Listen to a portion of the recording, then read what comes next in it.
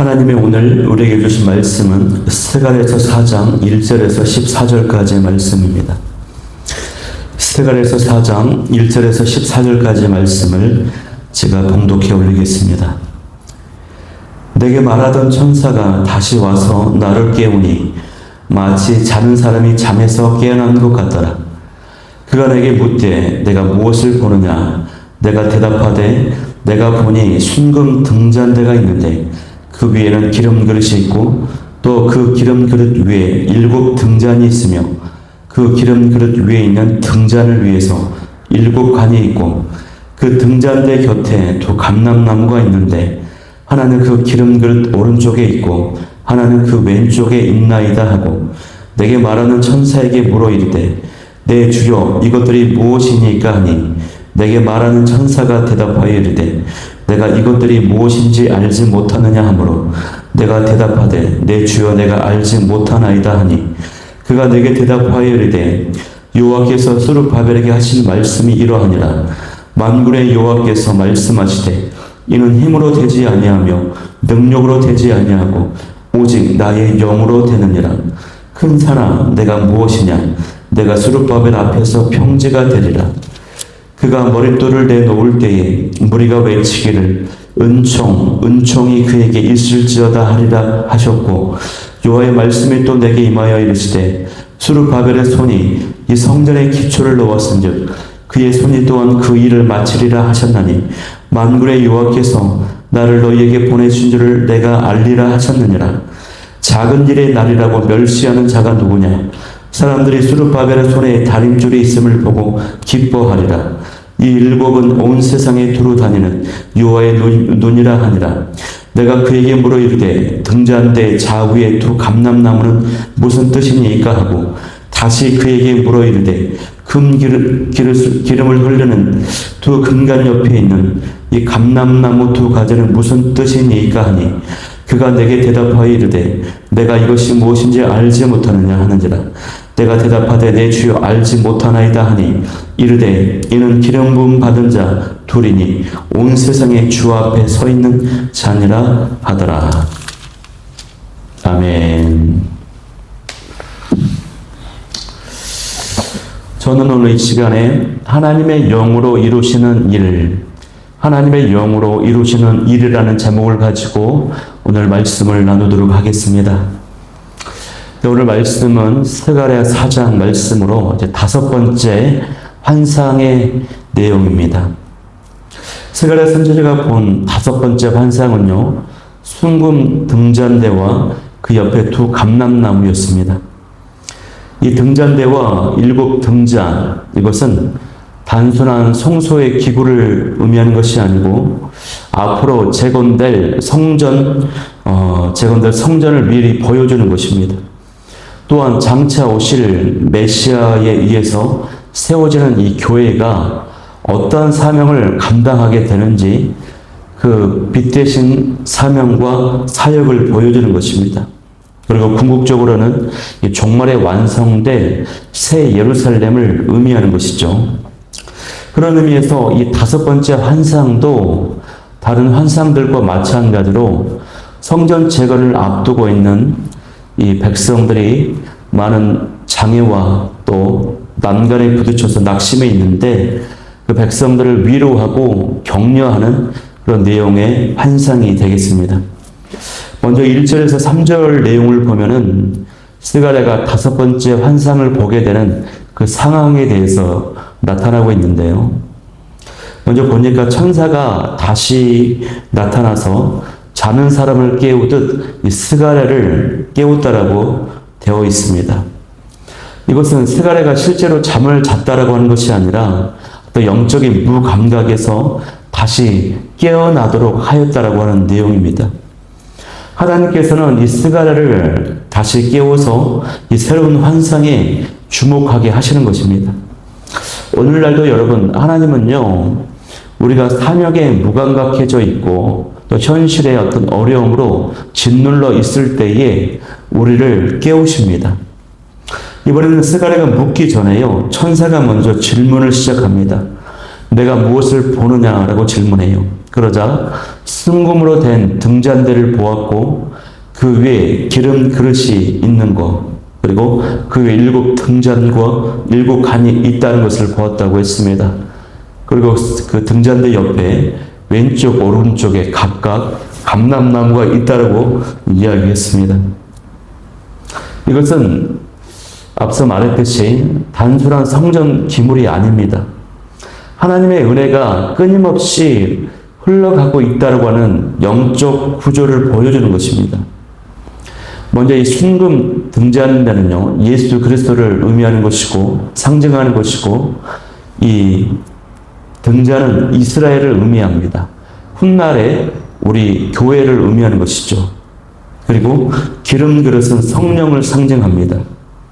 그래서 이거는 전체적으로 어떤 모습이냐면, 교회에는 예수 그리스도의 빛을 비추되 그것이 성령의 기름 부으심으로만 가능하다고 하는 것을, 그 사명을 감당할 수 있다고 하는 것을 보여주는 장면인 것입니다.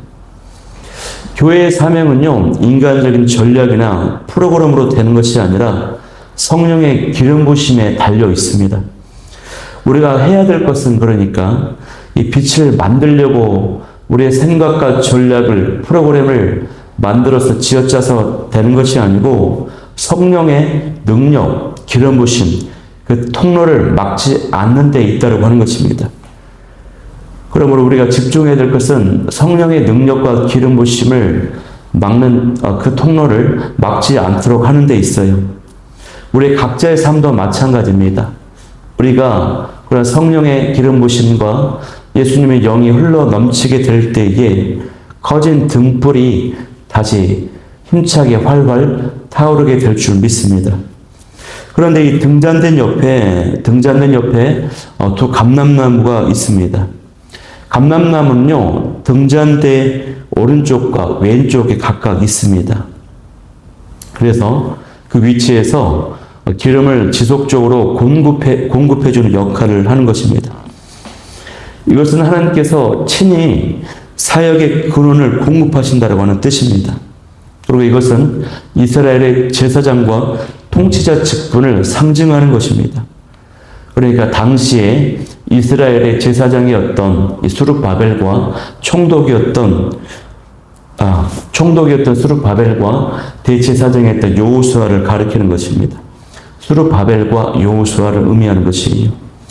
이 두 지도자가 성전 제거를 앞에서 이끌고 있기 때문에 이러한 그 정치적 리더십과 영적 리더십을 이들에게 주셨다고 하는 것, 이 리더십이, 이 근원이 하나님에게 있다라고 하는 것을 보여주는 장면입니다.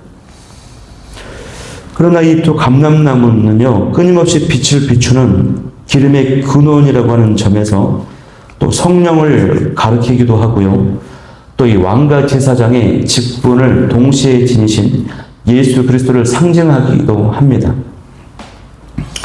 이제 4절 말씀을 보면은 이 한상을 본 스가랴가 한상에 대해 묻습니다. 그러자 이 천사가 5절에 대답을 합니다. 내게 말하는 천사가 대답하여 이르되 내가 이것들이 무엇인지 알지 못하느냐? 내가 대답하되 내 주여 내가 알지 못하나이다. 스가랴가요, 이 환상, 이 기구가 무엇인지 환상 자체를 이해하지 못해서 질문한 것이 아니었습니다. 그는 제사장이었기 때문에 성전의 기물인 등대나 이제 이 기름 그릇, 감람나무가 그 자체가 상징하는 의미가 무엇인지 알았습니다. 근데 문제는 이게 왜 이 시기에 등장했는지, 그래서 이 시대적 상황 가운데 어떤 맥락과 의미를 가지고 있는지 그것을 이제 질문하고 있는 것이죠. 그때 하나님께서 주신 대답이 바로 6절 말씀입니다. 뭐라고 대답합니까? 만군의 여호와께서 말씀하시되 이는 힘으로 되지 아니하며 능력으로 되지 아니하고 오직 나의 영으로 되느니라. 이전 성경에는 나의 신으로 되느니라 라고 기록되어 있습니다.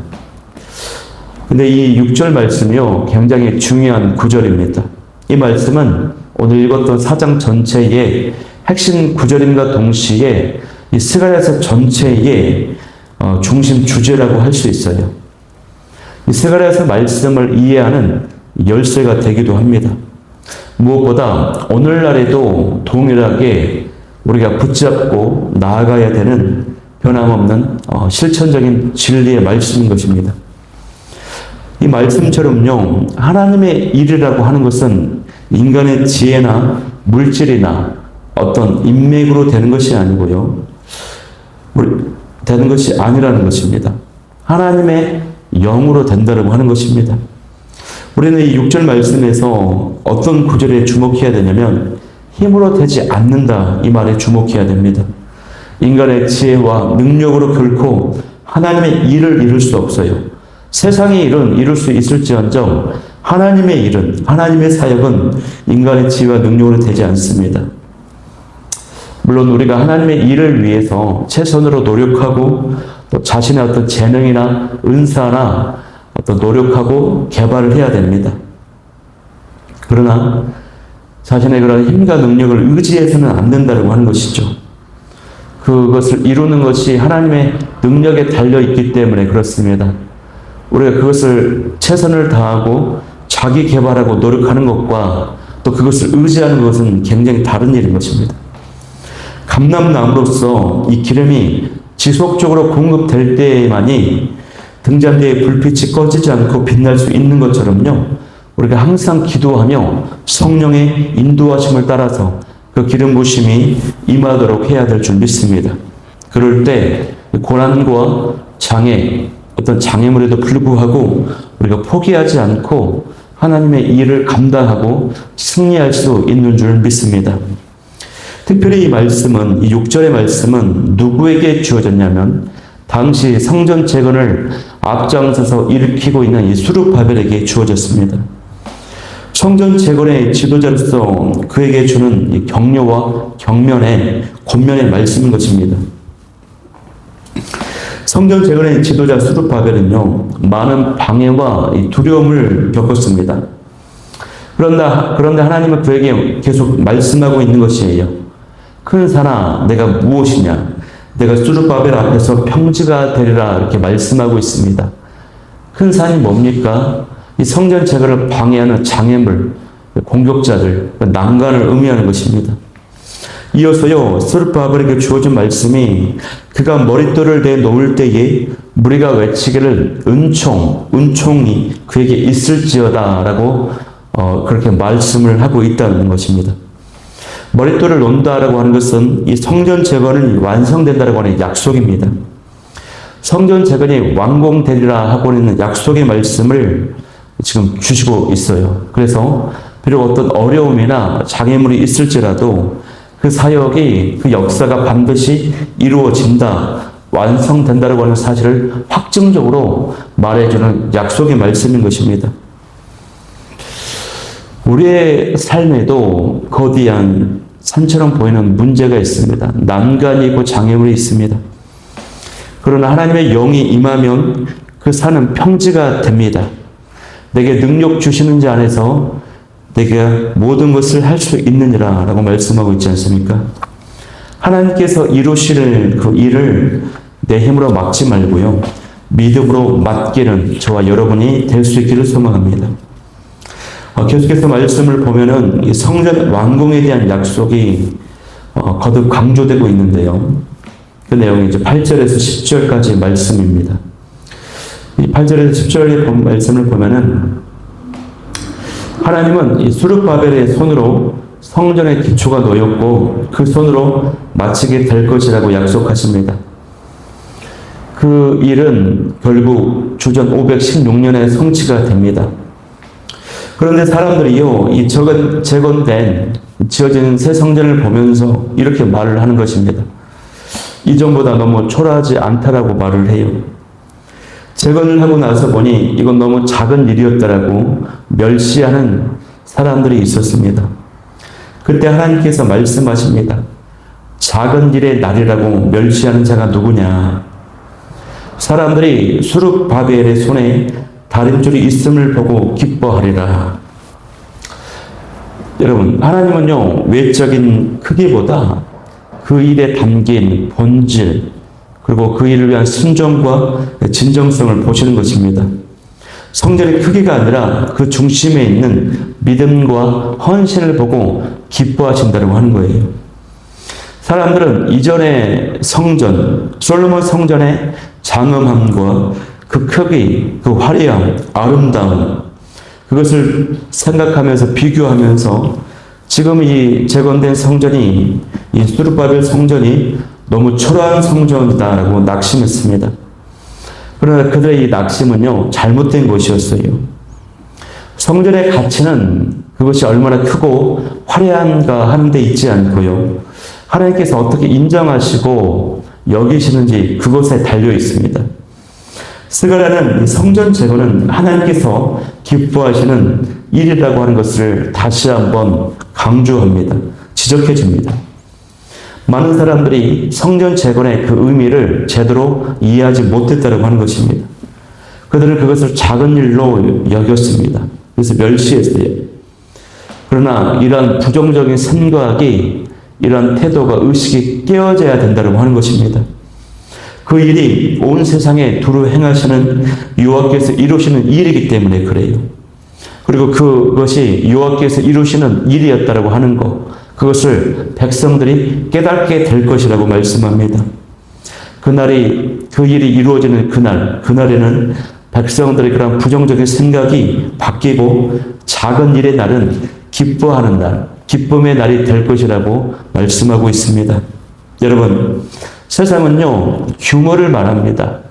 큰 일을 말합니다. 화려하고 큰 성과, 결과를 자랑하지만 하나님께서는 작은 일에 충성하는 사람을 보시고 기뻐하시고 사용하십니다.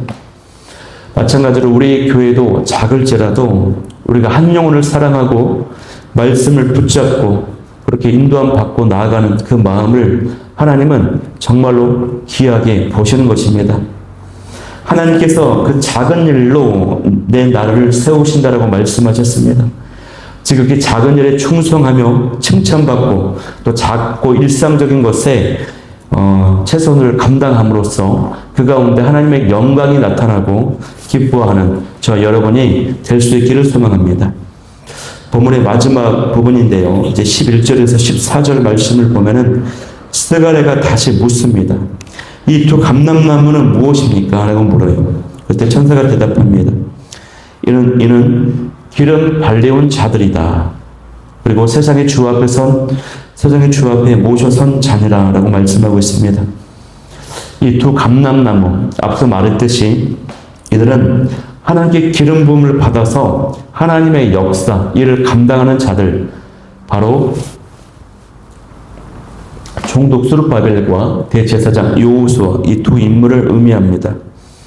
하나는 통치자의 직분이고요, 하나는 제사장의 직분을 맡은 자들이었습니다. 그러나 이 두 인물은 장차 오실 예수 그리스도를 의미합니다. 예수님은 왕이시고 동시에 대제사장이 되십니다. 예수님을 통해서 하나님 나라와 구원의 역사가 완성이 된다라고 하는 것입니다. 하나님은요, 오늘도 예수 그리스도 안에서 우리를 기름 부으신 자로 세우십니다. 여러분의 가정과 일터와 직장, 삶의 모든 영역 가운데 하나님께서는 우리가 여전히 하나님의 빛을 비추기를 원하십니다. 그러한 기름 부음 받은 자로서의 삶을 살아가기를 원하세요. 우리가 그러한 통로가 되어야 될 줄 믿습니다. 성령의 기름이 흘러가는 통로가 막히지 않도록 하는 저 여러분이 되기를 바랍니다. 그리고 그렇게 막히지 않게 하려면 매 순간 매일 지속적인 기도와 말씀과 순종으로 성령의 인도하심 따라 나아가는 삶이 되어야 될 줄 믿습니다. 사랑하는 성도 여러분, 이 스가랴에게 보여주신 이 다섯 번째 환상은요, 단지 옛날의 이야기가 아닙니다. 지금도 하나님은 나에게 그리고 여러분에게 말씀하십니다. 힘으로 되지 않고 능력으로 되지 않는다. 오직 나의 영으로 되느니라. 하나님의 사역, 하나님의 일, 하나님의 교회는 인간의 계획이 아니라 성령의 공급하심으로 세워집니다. 그 기름이 흘러야 등불이 꺼지지 않습니다. 오늘 우리 각자의 삶과 사역 속에서 성령의 기름이 다시 흘러 넘치게 되는 은혜가 있기를 간절히 소망하며 축복합니다. 기도 제목입니다. 첫 번째, 주님, 제 안에 꺼져가는 등불에 다시 기름을 부어 주셔서 세상에 빛이 되게 도와 주옵소서. 두 번째, 인간의 힘과 능력이 아닌 성령의 능력으로 살아가게 하여 주옵소서. 세 번째, 작고 평범한 일 속에서도 주의 영광을 보며 기뻐하게 하여 주옵소서. 이 세 가지 기도 제목 가지고 기도하며 나아가도록 하겠습니다.